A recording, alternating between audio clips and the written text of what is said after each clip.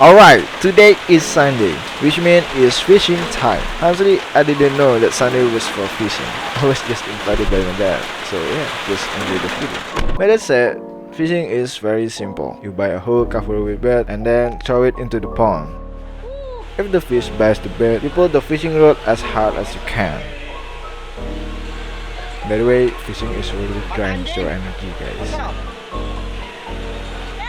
I don't know why, but fish feel much happier in the water than outside. This is my dad fishing rod. I don't know how much it costs. To be honest, my sibling and I were kind of forced by our dad to go fishing. I don't know why, but he always wants all his children to like his hobbies. But it's okay. It's actually fun, if the talk is very hard. By the way, I caught a jumbo fish, guys. Sorry it wasn't recorded. You can probably imagine how hard it was to pull the fish out of the water. My dad didn't want to tag the jumbo fish because it was too big, and my mom doesn't like this type of fish, so we decided to release it. I think that's all for this video, guys. Thank you so much for watching until the end.